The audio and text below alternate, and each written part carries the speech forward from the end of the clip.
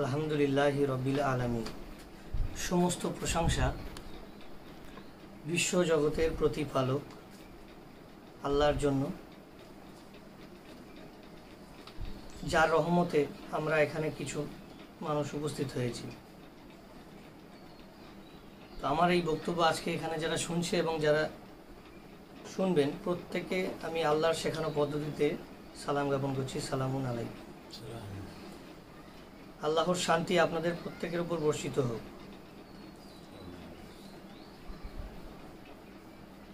বর্তমান যে পৃথিবীতে আমরা বাস করছি, এই দুনিয়াতে একটা বিষয় খেয়াল করলে আমরা বুঝতে পারবো যে আমরা যারা ইসলাম নামক ধর্মকে বা ইসলাম নামক জীবন ব্যবস্থাকে প্রাধান্য দিতে চাচ্ছি, তো খেয়াল করলে দেখব যে ইসলাম জীবন ব্যবস্থাটা এক এক মানুষ এক এক দৃষ্টিভঙ্গিতে তারা নিচ্ছে। ইসলাম এমনই একটা জিনিস, এটা আমাদেরকে বিশ্বাস, অন্তরে বিশ্বাস এবং সুদৃঢ় একটা অন্তরে প্রশান্তি জাগায়।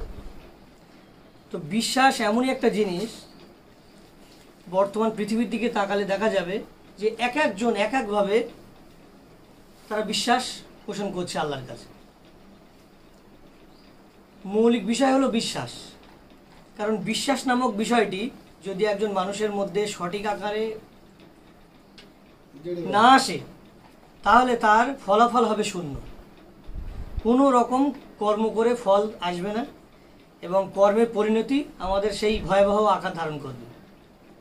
সেই বিশ্বাস দুনিয়াতে এক একজন এক একভাবে বিশ্বাস পোষণ করছে। আর বর্তমান পৃথিবীতে আমরা যারা বাস করছি, এই মানুষ জাতি, এদের মধ্যে মুসলমান নামক মানব জাতি আমরা যারা আছি, এটা আমার দুনিয়ার বাস্তবতা থেকেই বলছি যে এদের বিশ্বাস হলো আল্লাহর প্রতি আবেগীভাবে বিশ্বাস। অর্থাৎ আল্লাহর কোরআনকে আবেগ দিয়ে বিশ্বাস করে, অথচ আল্লাহর কোরআনের মধ্যে কিভাবে বিশ্বাস করার কথা বলা আছে তার কোনো গুরুত্ব এদের মধ্যে নেই। এই গুরুত্ব তারা খোঁজার চেষ্টাও করে না। তারা আবেগঘনভাবে তারা কোরআনকে বিশ্বাস করে। তারা তাদের পুত্র সন্তান, যদি কোনো কারোর এমন আমাদের সমাজের মধ্যে আছে যে ধরেন কারোর কোনো সন্তান হচ্ছে না, তো তারা সেই সন্তানের জন্য তাদের অন্তরে বিশ্বাস, তারা যাচ্ছে কোনো একটা অলির দরবারে, না হলে তারা এমনকি বলছে আমার সন্তান হয় না, তাহলে আমি একবার একটা ওমরা করে আসি। তাহলে বিশ্বাসের ওপর নির্ভর করে পুরো পৃথিবী চলছে। আর সেই বিশ্বাসের জায়গায় কুটানাঘাত করে আজকে সমাজ ব্যবস্থা এমনভাবে পচে গেছে যে কোরআনের বিশ্বাস আমাদের মানুষের জীবন থেকে, অন্তর থেকে পুরো আউট হয়ে গেছে। যে আল্লাহ আমাদেরকে সৃষ্টি করেছে আর যে আল্লাহর কাছে আমরা ফিরে যাব আর যে আল্লাহর কাছে আমাদের উঠতে হবে, একটা ভাইটাল বিষয় এটা, যে আমাদের সৃষ্টি করেছেন আল্লাহ, আমরা ফিরে যাব আল্লাহর কাছে, আবার আমাদের জবাবদিহি হতে হবে আল্লাহর কাছে। তাহলে সর্বক্ষেত্রে আমাদের বিশ্বাসের প্রথম স্তরে কে আছে? আল্লাহ। আল্লাহ আছে, এটার মধ্যে কোনো আমাদের সন্দেহ নেই। তো এই আল্লাহর উপরে বিশ্বাস কেমনভাবে আনার দরকার, এটা একমাত্র আমরা বুঝতে পারবো আল্লাহর কিতাব থেকেই। আল্লাহর উপর বিশ্বাস কিভাবে আমরা আনবো, এটা একমাত্র বুঝতে পারবো আমরা আল্লাহর কিতাব থেকে। আল্লাহর কিতাব আল কোরআন ছাড়া আল্লাহর প্রতি খাঁটি বিশ্বাস আপনি যেভাবেই আনুন না কেন, সমস্ত বিশ্বাসই ভুল। একমাত্র আল্লাহর কোরআন থেকে বিশ্বাসটাই আনাই হলো সঠিক বিশ্বাস। তো পৃথিবীর মানুষ, আমরা নামে মুসলমান, আমরা আল্লাহর নাম জপি, আমরা রসুলের নাম জপি, কিন্তু বিশ্বাস আমাদের কোরআন বিরোধী। যদি কোরআন খুলে দেখা হয় তাহলে দেখব পৃথিবীর মানুষ যে বিশ্বাসের উপর আছে, যে মতবাদের উপর আছে, আল্লাহর কোরআন তার বিপরীত। এটাই আমরা এই পৃথিবীতে বর্তমানে দেখতে পাবো এবং এটা দেখছি। কিন্তু আল্লাহ আমাদের সুন্দরভাবে বলে দিচ্ছে সূরা আল বাকারার 27 নম্বর আয়াতে।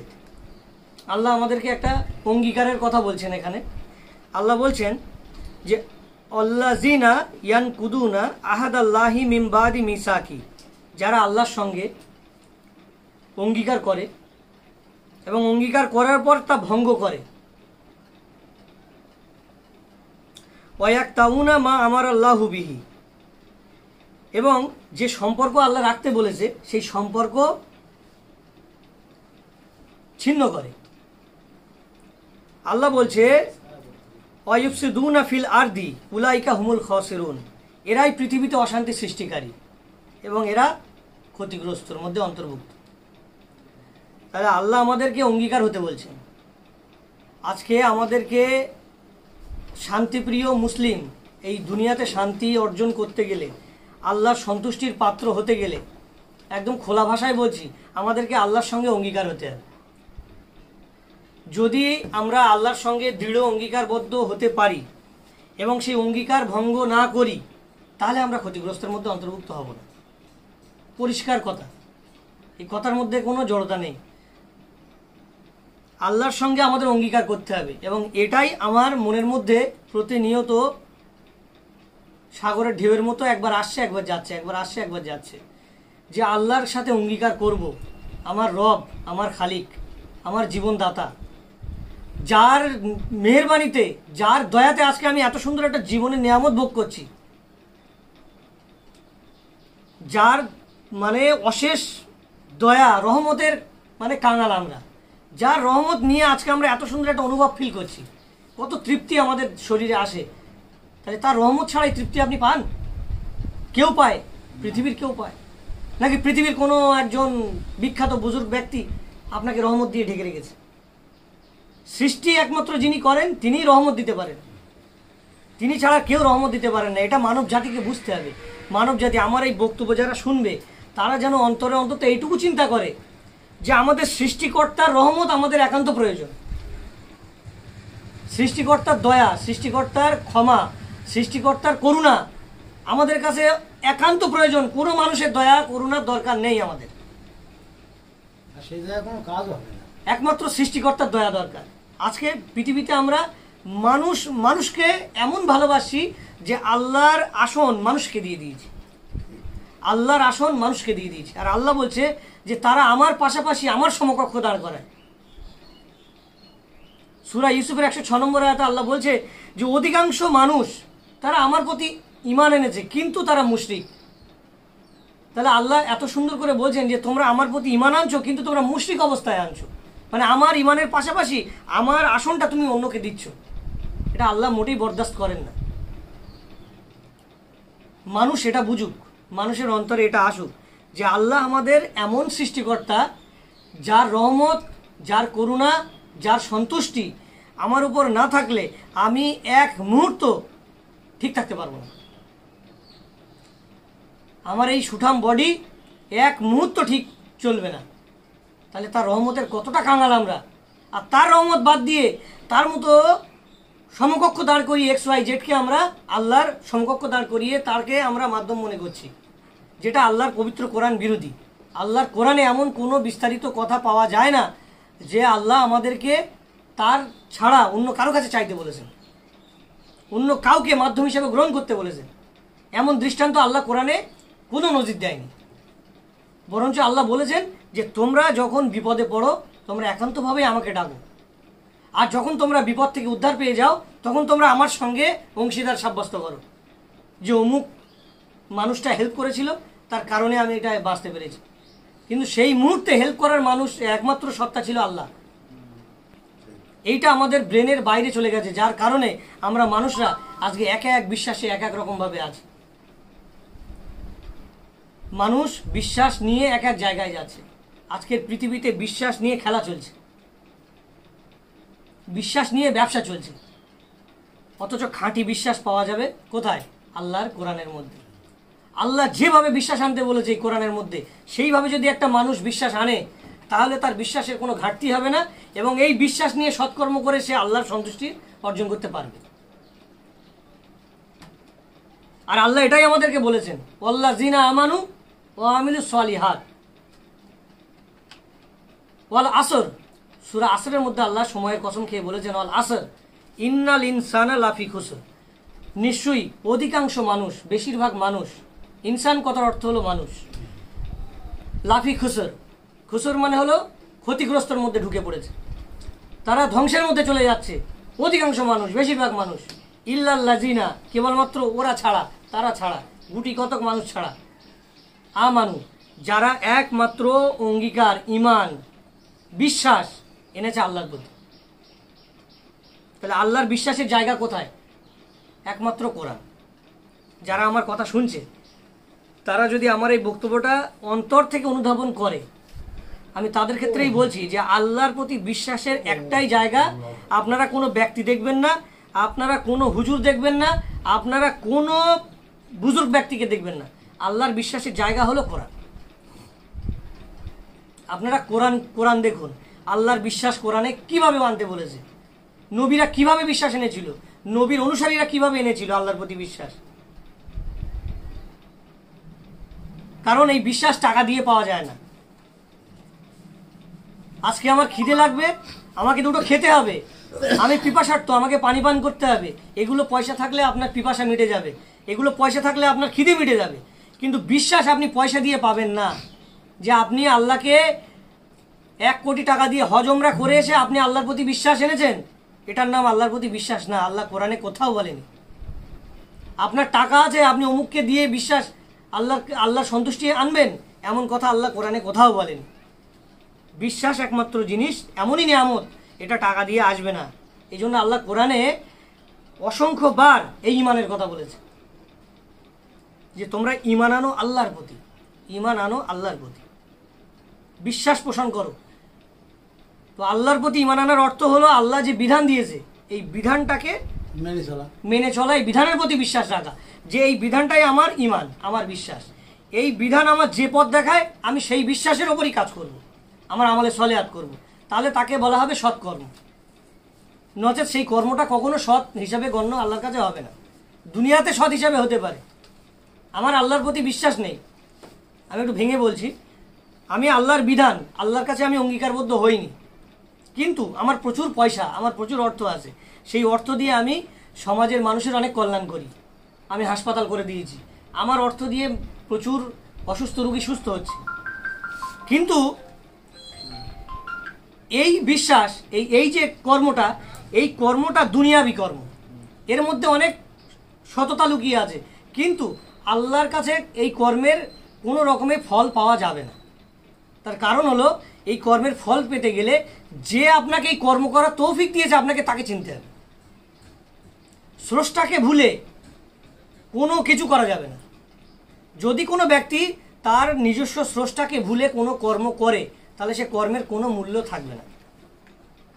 এই জন্য আল্লাহ কর্মের আগে আমাদের ইমানের কথা বলেছে, যে আগে আমাকে চেনো, ফাআলাম আন্নাহু লা ইলাহা ইল্লাল্লাহ। সূরা মুহাম্মদের 19 নম্বর আয়াতে আল্লাহ সুন্দর করে বলেছে যে আগে জানো একমাত্র ইলাহ, একমাত্র আমি।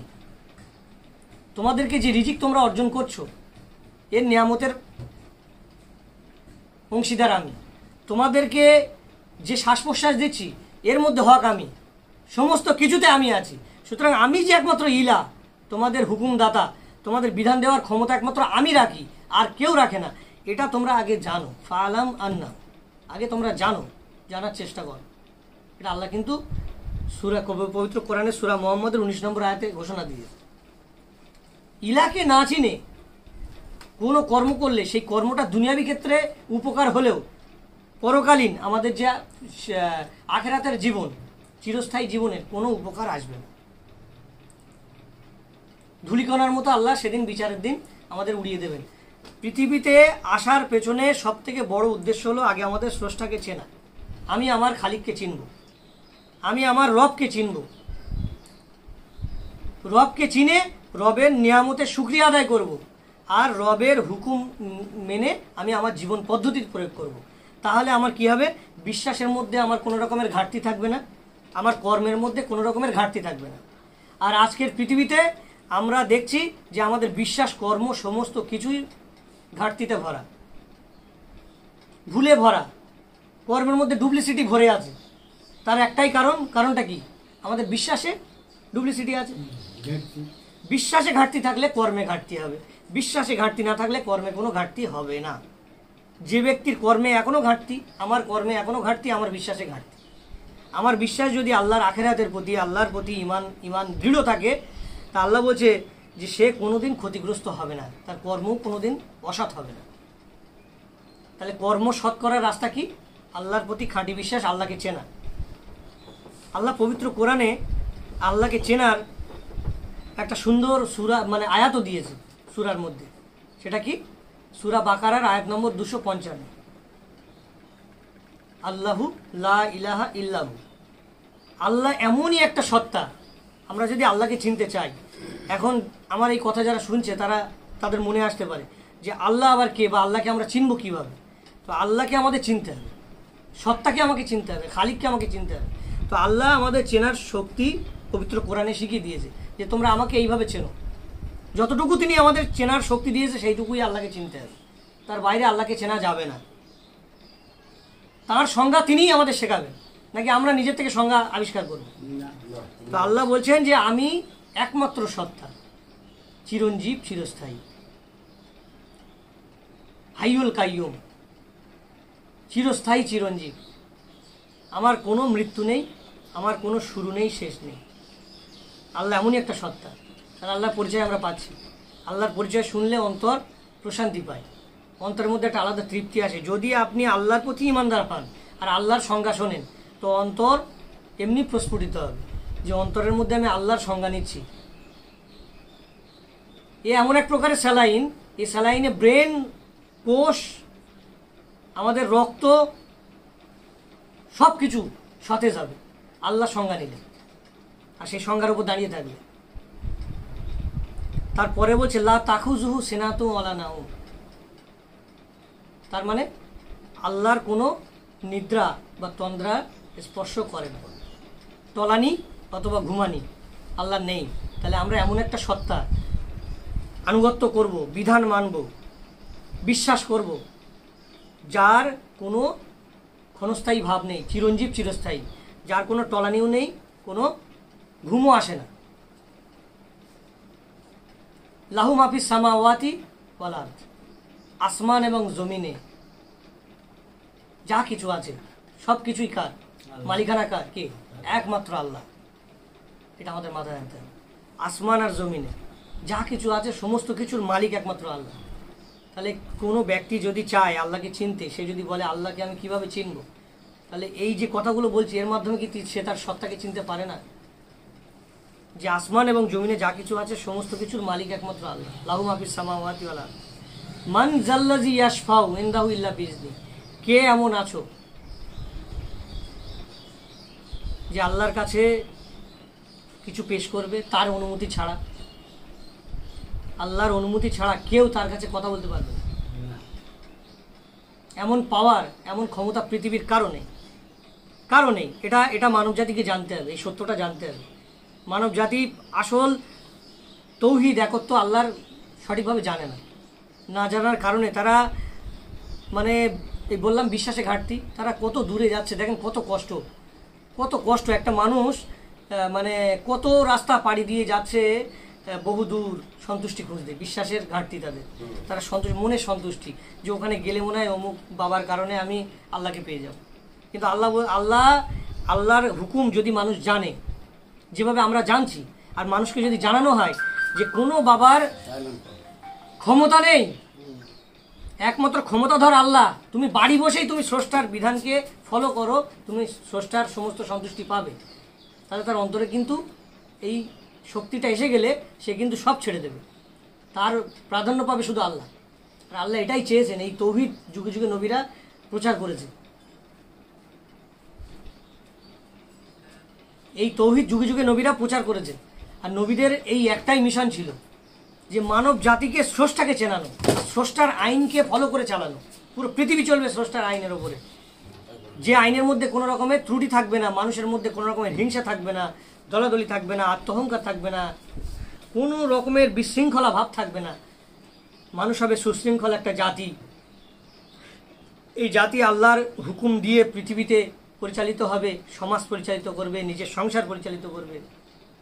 দুঃখের বিষয় আজকে আমরাই সেই বিধান থেকে গাফেল। তো আল্লাহর এমনই একটা পরিচয় যে তিনি এমন একটা সুপার পাওয়ার, ক্ষমতাধর সত্তা, যে তার কাছে কেউ সুপারিশ করতে পারবেন না তার ইচ্ছা ছাড়া। সূরা বাকারা 38 নম্বর আয়াত। ইয়ালামু মা বাইনা আইদিহিম ওয়া মা খালফাহুম।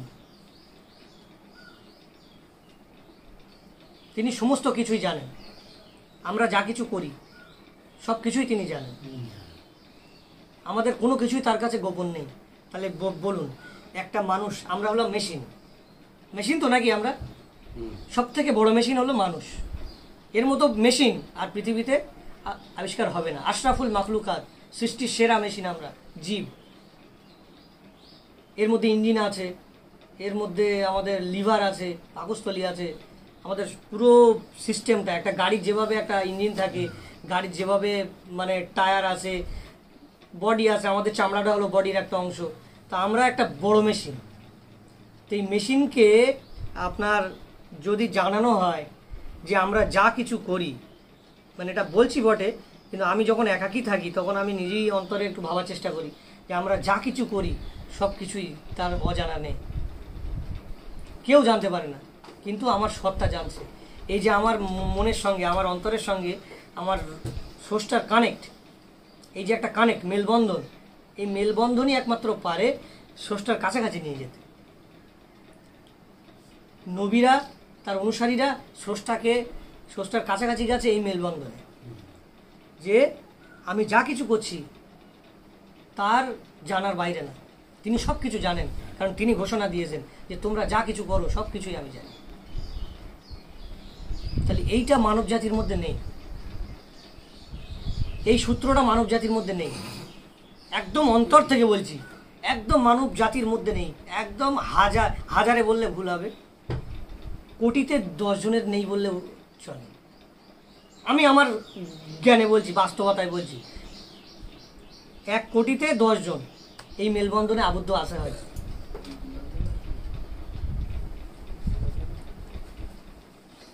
কোটিতে 10 জন, মানে বুঝতে পারছেন, মানে হাজারে একজনও না, 1000-এ একজনও না, কোটিতে 10 জন এই মেলবন্ধনে, যে এই চিন্তার উপরে আসে। আমি চাইছি, আমি নিজে, আপনারা যারা আমরা শুনছি বা আমার বক্তব্য শুনছেন, আমরা প্রত্যেকেই চাইছি এই মেলবন্ধনটা আমরা তৈরি করি। এই বিশাল মেলবন্ধন, হয়তো কথা বলতে ছোট, কিন্তু এর গভীরতা অনেক বড়। কিন্তু যদি সারা পৃথিবীর সাগর এক জায়গায় করেন, এই কথার গভীরতা অনেক বড়, যে আমি যা কিছু করছি সমস্ত কিছুর খবর পৃথিবীর কেউ জানে না, জানেন আমার রব, আমার সত্তা। এই মেলবন্ধনটা একটু তৈরি করেন, আমি তৈরি করি, কথা আমরা কম বলার চেষ্টা করি, এই মেলবন্ধনটা আমাদের তৈরি হোক। দেখবেন পৃথিবীতে আমার শরীরের থেকে যা যা রোগ ছিল সব চলে যাবে, বড় বড় রোগ চলে যাবে, হিংসা চলে যাবে, ঘৃণা চলে যাবে, লোভ চলে যাবে, হ্যাঁ, মনের শান্তি, মানে সে শান্তির কথা বলা যাবে না, মানে আমার শরীরে কোনো রোগের বাসা বাঁধবে না। একটা জিনিস বললেই নয়, এই কথার সাথে বলি, বলবো না শেষ করে দেবো। সেটা হচ্ছে কি, আজকের সময় আপনি এখন যদি এখান থেকে হাড়োয়ায় যান, হাড়োয়ার হসপিটালের সামনে যান, তো দেখবেন গরুর গোয়ালের মতো লাইন, রুগীর লাইন। রোগ কি? রাতে ঘুমায় না, রোগ কিছু না, রাতে ঘুমায় না, হাত পা ঝিনঝিন করে, দেখবেন রোগের লাইন, সব মহিলা, পুরুষ অল্প আছে কিন্তু মহিলার সংখ্যা বেশি। এই রোগের ঔষধ আসার পরেও এই কোরআন এমন একটা রোগের ঔষধ, আমি 1% তো নিতে পারিনি হয়তো এর থেকে, কিন্তু যে 0.00001% আমার রক্তের মধ্যে ঢুকে গেছে, আমি তো বলবো আমি যতদিন বেঁচে থাকবো আমার শরীরে বড় ধরনের কোনো ডিজিজ বাসা বাঁধতে পারে না, কারোরই বাঁধবে না। কেউ যদি একেবারে 100% করে ফেলতে পারে, তারা রোগ বাসা বাঁধবে না। রোগ মুক্তির মহা ঔষধ এই পবিত্র কোরআন, স্রষ্টার কানেক্ট কেতাব, আল্লাহর কোরআন, আল কেতাব।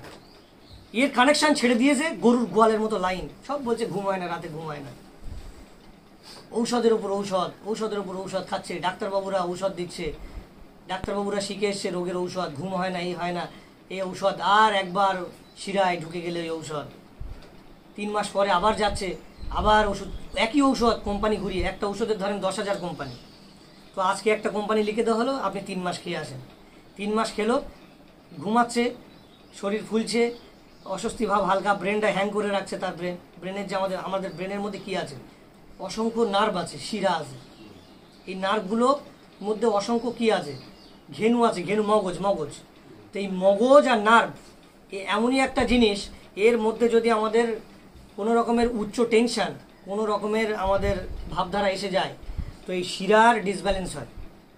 আর ওই ঔষধগুলোর কাজ হলো ওই শিরাটাকে আমাদের ঠান্ডা রাখা, অর্থাৎ এক হিসেবে শিরাটাকে প্যারালিস করে রাখা।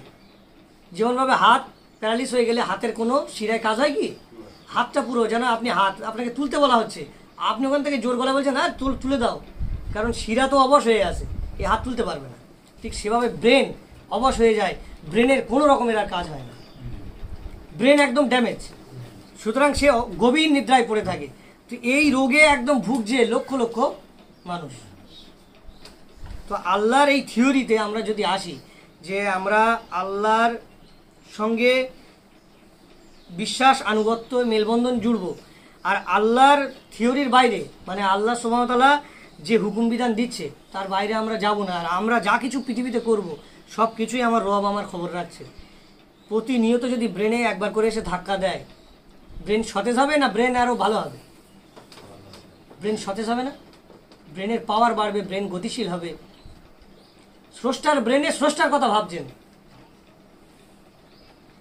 তাহলে পাওয়ার বাড়ারই কথা। তো মানুষ সেটা না ভেবে, মানুষ আজকে তার চিন্তা শক্তি পাল্টিয়ে আল্লাহ থেকে চিন্তাকে ঘুরিয়ে নিয়ে দুনিয়ার চিন্তায় মগ্ন হয়ে গেছে। মানুষ আজকে পঙ্গপালের মতো দিশেহারা হয়ে বেড়াচ্ছে, কোনো রোগ মুক্তির কোনো দিশা খুঁজে পাচ্ছে না।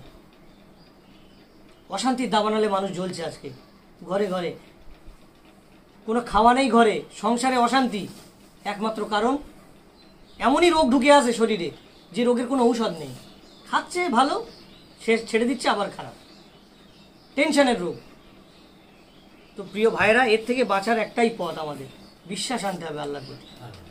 আল্লাহর প্রতি বিশ্বাস এনে আল্লাহর কোরআন পড়তে হবে।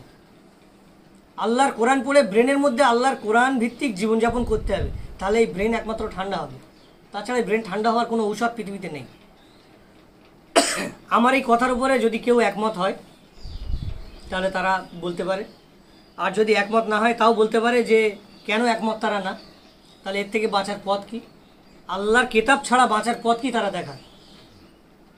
তাদের কাছে আমার রিকোয়েস্ট, অনুরোধ, যে একমাত্র আল্লাহর কোরআন ছাড়া, আল্লাহর কিতাব ছাড়া বাঁচার পথ আপনারা দেখান, যে এই পথে আমরা বাঁচব। তিনি এমনই একটা বিধান জীবন ব্যবস্থা আমাদের দিয়েছে, আশ্চর্য হই আমি এটা বোঝার পর, যে এটা শুধু আখিরাতের জন্য না। আমাদের মাথায় কিন্তু এটা একটা ভুল ধারণা যে কোরআন শুধু ধর্মের কিতাব, এ পড়লে সওয়াব হবে, অনেক কাজে ব্যস্ত এটা আমি সময় পেলে পরে করব, এটা আখিরাতের কিতাব। এটা শুধু আখিরাতের জন্য না, স্পেশালি দুনিয়ার জন্য আর মৃত্যুর পরের জীবনের জন্য। দুনিয়ার জীবনে যদি আমার সফলতা না থাকে, পরকালীন সফলতা কিভাবে আসবে? পরীক্ষার জায়গায় যদি সাকসেসফুল না হয়, তাহলে আমার মৃত্যুর পরের জীবন, যেখানে পরীক্ষা নেই, খাতা তো আমার শেষ, আমার মৃত্যু হয়ে যাওয়া মানে আমার খাতা বন্ধ। এই খাতার মধ্যে কেউ কিছু ঢোকাতে পারবে না, কিছু বাড়াতে পারবে না। মানুষের মধ্যে ধারণা আছে কি, যে মৃত্যুর পরেও আমাদের খাতা খোলা আছে, যত আমরা ঢোকাবো তত ঢুকবে। আল্লাহর পবিত্র কোরআন থেকে কেউ যদি আমাকে দেখাতে পারে যে মৃত্যুর পরেও খাতা খোলা, যে আমার কর্মে কিছু এক্সট্রা যোগ করা যাবে, আমি মেনে নেব। আল্লাহর কোরআনে এমন কোনো দৃষ্টান্ত নেই।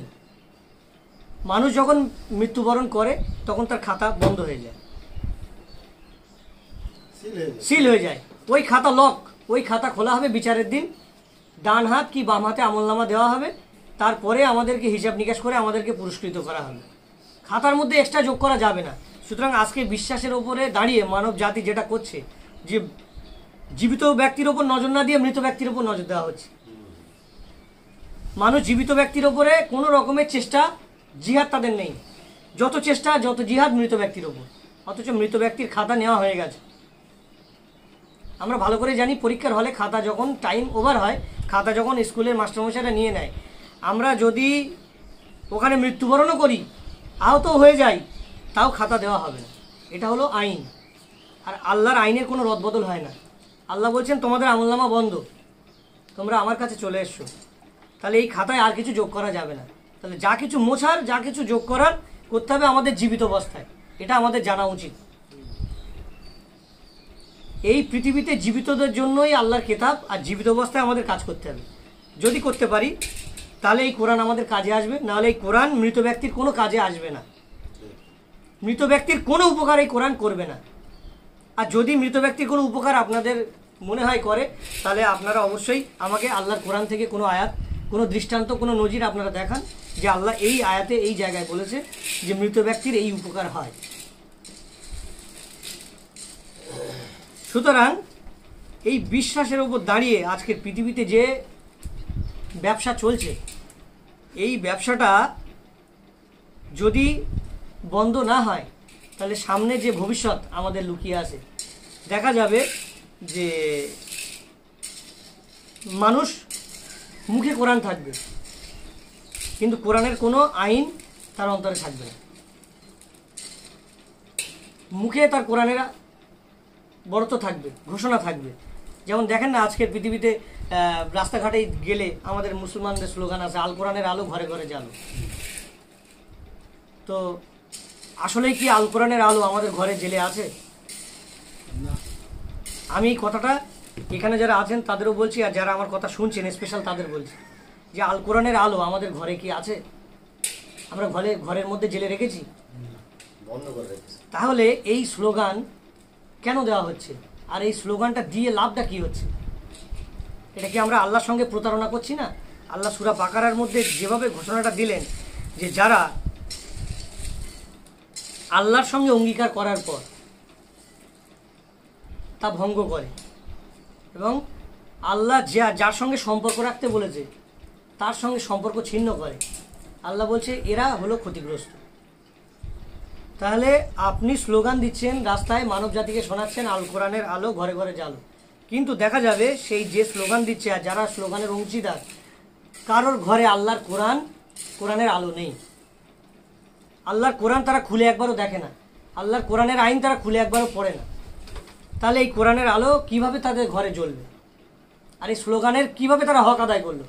তাহলে কি আমরা আল্লাহর সঙ্গে কি অঙ্গীকার করলাম না অঙ্গীকার ভঙ্গ করলাম? অঙ্গীকার ভঙ্গ করলাম। তো আল্লাহ বলছে যারা অঙ্গীকার ভঙ্গ করে তারা সব ক্ষতিগ্রস্ত, তারা জাহান্নামের অধিবাসী হবে।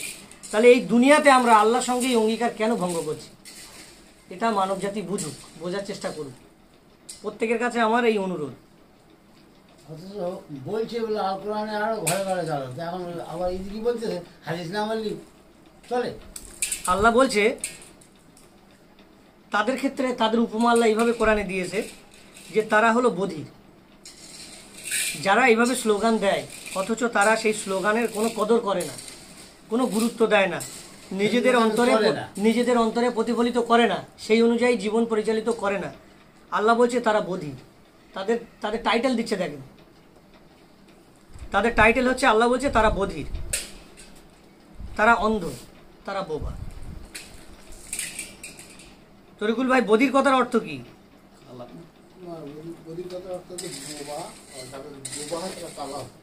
কালা। কালা বধির মানে তারা কালা, তারা কিছু শুনতে পাবে না, মানে তাদের একদম অন্তরে আল্লাহ এমনই একটা, আর মুখ মানে বোবা, তারা বোবা মানে তাদের আল্লাহ একদম বাক শক্তি হারিয়ে ফেলেছে, কানে শ্রবণ শক্তি তাদের নেই।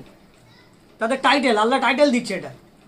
যারা তাদের জীবনে আল্লাহর কোরআনকে ব্যবহার করছে অথচ কোরআনের আইন প্রতিফলিত করছে না, আমি আজকে তাদেরকে বলছি, তারা কমেন্টে তারা এটার বলতে পারে, তারা জানাতে পারে যে তাদেরকে আল্লাহ টাইটেল দিচ্ছে, আমি টাইটেল দেওয়ার কেউ নই।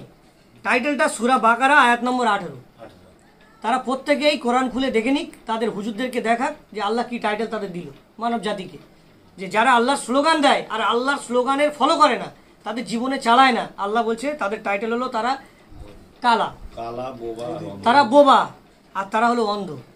তাদের চোখ থাকতে তাদের চোখ নেই।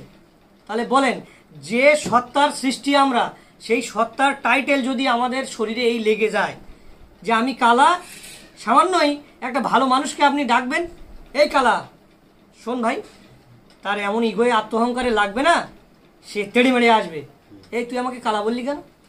আরে সৃষ্টিকর্তা তোকে কালা বলছে, তাহলে তখন গায়ে লাগে না, মানে আল্লাহর কালায় গায়ে লাগে না, মানুষের কালায় গায়ে লাগে। মানে পৃথিবীতে সত্তা হিসেবে মানুষকে ধরে নিয়েছে এরা, আল্লাহকে ধরিনি। আর যে ব্যক্তি আল্লাহকে সত্তা হিসেবে ধরবে, আল্লাহ যদি কালা বলে তার গায়ে লাগারই কথা, সে বাড়ি গিয়ে শুয়ে পড়ে পড়ে কাঁদবে বিছানায় যে আল্লাহ আমাকে কালা বললো, আল্লাহ আমাকে অন্ধ বললো। তাহলে আমার আর কি আছে, আমার চোখ কি আছে, আর আমার তো আর চোখ নেই। আসলে আমাদের ভেতরে আল্লাহর আধ্যাত্মিকতা, আল্লাহর একেবারে দৃঢ় বিশ্বাস আমাদের অন্তরে জন্মায়নি। না জন্মানোর ফলে আমরা এমনই হয়ে গেছি যে সত্যি আমরা কালা, সত্যি আমরা বোবা, সত্যি আমরা অন্ধ। এর থেকে যদি না বাঁচতে পারি এই টাইটেল থেকে, আর আল্লাহ বলছে ফাহুম লা ইয়ারজিউন, তারা আর ফিরে আসবে না, আর ফিরে আসবে না। ওই স্লোগান দিয়ে দিয়ে দিয়ে দিয়ে, স্লোগানের কোনো কদর নেই, স্লোগান দিয়ে দিয়ে আল কোরআনের আলো ঘরে ঘরে জ্বালো, কত সুন্দর স্লোগান, অথচ কোরআনের কোনো আলো তাদের ঘরে নেই, তাদের পিতামাতার ভেতরেও নেই, সন্তানের ভেতরেও নেই, স্ত্রীর ভেতরেও নেই, কোরআনের আইনই তাদের ভেতরে নেই, পড়তেও চায় না, বুঝতেও চায় না। তো যারা আজকে আমার এই লেকচারটা শুনবে, পৃথিবীর মানুষ, তো আপনারা যদি কোরআন এইভাবে না বুঝে চলেন, আর যদি কোরআন এইভাবে না বুঝে জীবনের মধ্যে রেখে দেন, বাক্সবন্দি করে রাখেন, আর ওই স্লোগান, আবেগী স্লোগান দেন, অনুরোধ করছি আপনাদের যে আপনারা এই আবেগী স্লোগান আর দেবেন না। আল্লাহর খাতায় আমরা কালা, অন্ধ, বোবা সব হয়ে গেছি। জীবিত অবস্থায় এখনো আছে যে আমাদের তওবা করা। তওবার দুটো জিনিস আমি বলবো, যে তওবা কথার অর্থ একমাত্র একান্ত চিত্তে ফিরে আসা। তওবা কথার অর্থ এই নয় যে আস্তাগফিরুল্লাহ বললাম আর তওবা হয়ে গেল, এ কথার অর্থ তওবা নয়। তওবা কথার অর্থ হলো ফিরে আসা। আপনি যে ভুল বিশ্বাসের ওপর আছেন, সেই ভুল বিশ্বাস থেকে আপনি আজকে আল্লাহর কোরআন হাতে নিয়ে নিজে পড়ুন, না পড়তে পারলে নিজে যে বোঝে তার কাছে গিয়ে বোঝার চেষ্টা করুন, করে আপনি ফিরে আসুন। আল্লাহ আপনার জন্য রাস্তা খুলে রেখেছে, সন্তুষ্টির রাস্তা। আপনি কালা, অন্ধ, বোবা থেকে ফিরে আসবেন, আল্লাহ আপনাকে হেদায়েত দিয়ে দেবে, আল্লাহ আপনাকে সুপথ দিয়ে দেবে, রাস্তা আপনাকে দিয়ে দেবে। আর যদি আপনি আমার এই লেকচার শোনার পরেও গা ভাসিয়ে আপনি চলেন, আপনি হলেন সব থেকে বড় কালা, আপনি হলেন আজ থেকে সব থেকে বড় বোবা, আর আপনি হলেন অন্ধ। আল্লাহ আপনাকে আর পথ দেবে না। যতই আপনি ইবাদত করেন, আর যতই আপনি মসজিদ মাদ্রাসা মাথা ঢুকে বেড়ান না কেন, কাবার গিলাফ ধরে থাকেন না কেন, আপনি আর পথ পাবেন না। এখনো সময় আছে, আল্লাহর কোরআন হাতে নেন, আল্লাহর কোরআন আপনারা বুঝুন, না হলে কিন্তু সত্য আমাদের থেকে অনেক দূরে চলে যাবে। তো আল্লাহ আমাদের সকলকেই তার এই কোরআন বোঝার তৌফিক দান করুক, এবং আমরা যেন আল্লাহর প্রতি খাঁটি বিশ্বাসী হতে পারি। একমাত্র জীবনের যেটুকু সময় আমরা চলবো, সেই জীবনের সেই সময়টুকুই আমরা যেন আল্লাহর এই হুকুম থেকে, আল্লাহর এই ফরমান থেকে, আল্লাহর আল কোরআন থেকে আমরা যেন বিধান নিয়ে জীবনে চলতে পারি, এবং ঈমান যেন আমাদের শুধুমাত্র থাকে আল্লাহর প্রতি। আবার ভুল বুঝবেন না যে তাহলে নবীর প্রতি এর মনে হয় ঈমান নেই। ঈমানের ওটা পার্ট, নবীদের প্রতি ঈমান আনতে হবে, কারণ তার মাধ্যমেই আল্লাহ আমাদের এই নবুয়ত দিয়েছেন, এই মেসেজ দিয়েছেন। নবীদের প্রতি ঈমান থাকবে, কিন্তু হুকুমদাতা একমাত্র আল্লাহ, বিধানদাতা একমাত্র আপনারা আল্লাহকে মানবেন। আল্লাহর সঙ্গে কোনো কাউকে সমকক্ষ দাঁড় করাবেন না, কারণ তিনিই আপনাকে পরিচালিত করছেন। আপনারা একটু ভাবুন, আপনি যে এই সুস্থ অবস্থায় আমার বক্তব্য শুনছেন, বা যারা শুনছে কানে আপনাদের এই বক্তব্য যাচ্ছে, বা আপনি গভীরভাবে দু চোখ দিয়ে দেখবেন আমাকে, আমার বক্তব্য শুনবেন, তো এটাকে পরিচালিত করছে কে? কোনো নবী, না কোনো অলি, না কোনো পীর, না কোনো ব্যক্তি, না আল্লাহ? উত্তর হবে কি? আল্লাহ। তাহলে যিনি পরিচালিত করছেন আপনাকে, যিনি আপনাকে সুস্থ সবলভাবে এটাকে শোনার তৌফিক দিচ্ছেন, আপনারা তার সঙ্গে অন্য কাউকে দাঁড় করাবেন না। তিনি একক, তার কোনো শরিক নেই। যদি এই থিওরির উপর দাঁড়িয়ে থাকতে পারেন, পরকালীন জীবন সুখময় হবে, ইহকালীন জীবনে সুখময় হবে। নচেত এই জীবন আর আখিরাতের জীবনে আমাদের অশান্তির দাবানলে জ্বলতে জ্বলতে জ্বলতে জ্বলতে মৃত্যুর কাছে গিয়ে আবারও জ্বলতে হবে। তো সবার কাছে অনুরোধ, আপনারা প্রত্যেকেই আল্লাহর কোরআন পড়ুন, আর আমি যে বক্তব্য দিলাম এই বক্তব্যটা আপনারা দেখুন, বুঝুন এবং কমেন্ট করুন। আর যদি এর মধ্যে দেখেন যে আমি কোরআনের বিপরীত কোনো কথা বলেছি, তাহলে আপনারা কোরআনের আয়াত দিয়ে, কোরআনের আয়াত, সূরা নাম্বার, আয়াত নম্বর দিয়ে আমাকে বলবেন, আমি সংশোধন হয়ে যাব ইনশাআল্লাহ। এই বলে আমি আমার বক্তব্য শেষ করছি। সালামু আলাইকুম।